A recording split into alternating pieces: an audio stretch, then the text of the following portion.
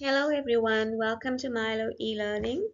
Today we're doing grade 7 mathematics. Our topic today is on integers. So let's get started. Now you're going to first ask me what an integer is. So basically integers are positive and negative numbers, and they also include 0. 0 is a neutral number. It is neither a positive number nor is it a negative number. So we refer to numbers as integers. Now let's look at this number line. We start with 0 at the center. And if we move to the right, we have positive integers. That's 1, 2, 3, 4, 5, etc. If we move to the left, we have negative integers. That's negative 1, negative 2, negative 3, negative 4. Now, you must know that numbers that are greater than 0 are called positive integers. For example, if we have 4, it is normally plus 4. But positive numbers do not have a sign in front of them. We just assume it is a positive number. When you see a number just by itself, it is always a positive number. But negative numbers are a little bit different. They are less than 0. They are called negative integers, but they have a negative sign in front of it. Like for example, 3, it will be negative 3. So these numbers are less than 0. Now, integers that move to the left are numbers that get smaller. So negative 2 is smaller than negative 1. Negative 3 is smaller than negative 2. Negative 4 is smaller than negative 3. So if we move to the left, the numbers get smaller. But when we move to the right, the numbers get bigger. So let's work on comparing integers now. Now, when we order them, we talk about comparing integers. Now, descending order means from largest to biggest, and ascending order means from smallest to largest. Now, we use the symbol greater than and less than to compare integers. Now, greater than is normally the bigger number is where the crocodile's mouth, the bigger sign, faces the larger number. Now let's look at this example. We're going to replace the placeholder with the greater than or the less than sign. So is negative 3 greater than or less than negative 2? It is less than negative 2. Is 3 greater than or less than negative 1? It is greater than negative 1. All right, so let's do another example where we're going to be doing ascending and descending order. Now, if we look at number 1, you have negative 7, 11, 9, 0, and negative 13. If we're going to put it in descending order, which means from highest to lowest, we're going to start with 11, then it's going to be 9, 0, negative 7, and then negative 13. Now let's look at ascending order. Now this is from the lowest integer to the highest. So we're going to start with negative 19, negative 8, 0, 12, and 32. Now let's look at the additive inverse. So if we have a plus negative a is equal to 0. The additive inverse of a is negative a. So let's look at some of these examples. So for every a that exists, you get the additive inverse, which is negative a. So if we looked at 5, 5 plus negative 5 is 0. So the additive inverse of 5 is negative 5. So let's look at this one. 8 plus negative 8 is 0. The additive inverse of 8 is negative 8. And the last one, if I had negative 9, the additive inverse of negative 9 is a positive 9.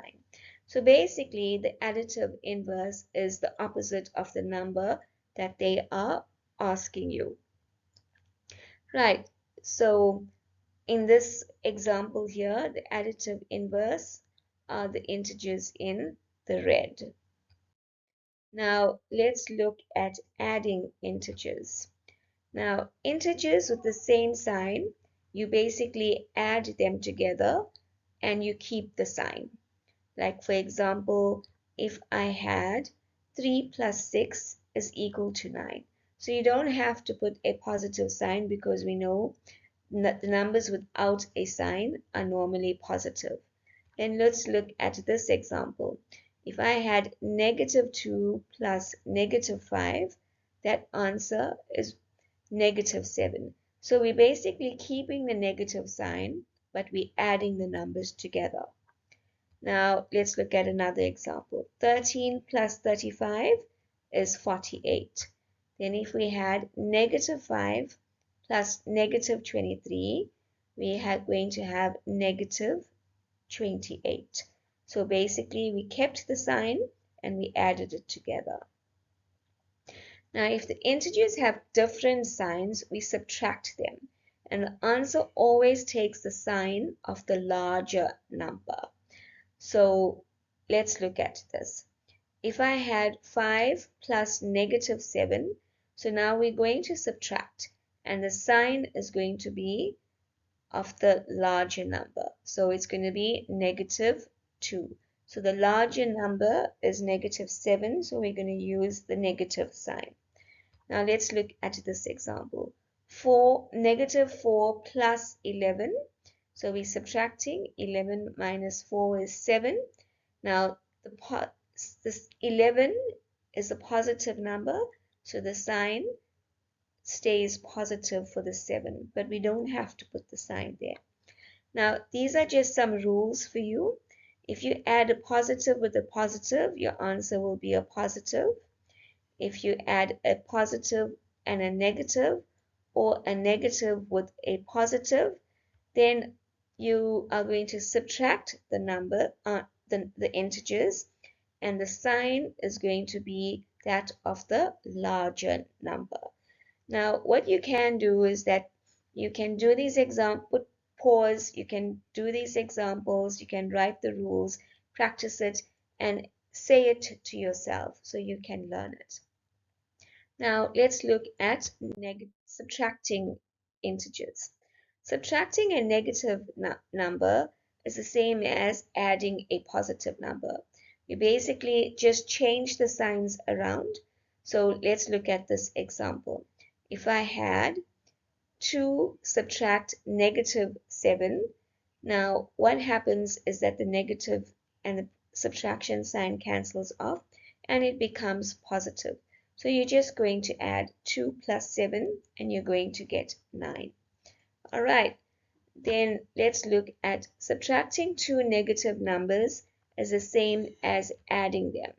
So for example, if I had negative 65, subtract negative 24. So basically this means it is negative 65 plus negative 24. It gives you an answer of negative 89. Right, so don't forget that here we are adding it. The 24 is not actually a subtract, it is a negative 24. Right, so now let's look at the rules for multiplying and dividing. So if you have the same sign, you're going to get a positive answer. If you have different signs, you're going to get a negative answer. So let's look at these rules. When you are multiplying a positive with a positive, you're going to get a positive answer. When you multiply a negative with a negative, you're going to get a positive answer. When you multiply a positive with a negative integer or a negative with a positive integer, your answer is going to be a negative integer. Right, same with division. If you divide a positive integer with a positive, you're going to get a positive answer.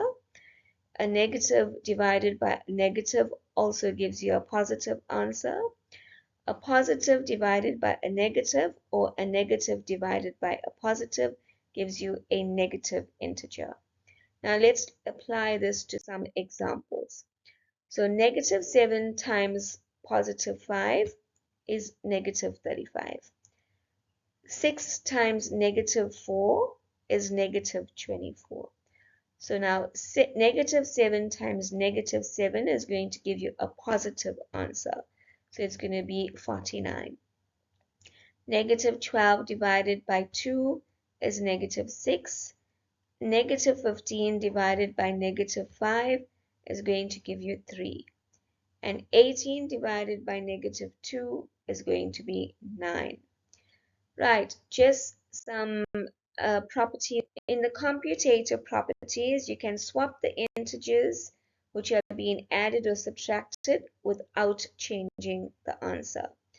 You always move the sign with the number. So if you're moving a number around, the sign goes with the number.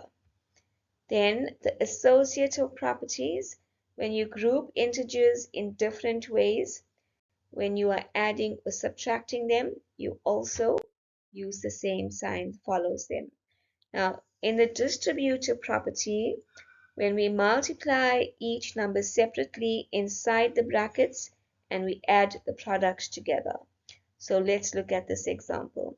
If we had negative 6 times in brackets x times 3, it's going to be negative 6 times x plus negative 6 times 3, which is going to be negative 6x plus negative 18. And we're going to get our answer, which is negative 6x subtract negative 18. Right, hope you enjoyed my video. Hope you learned a lot. Enjoy the rest of your day. Goodbye, everyone.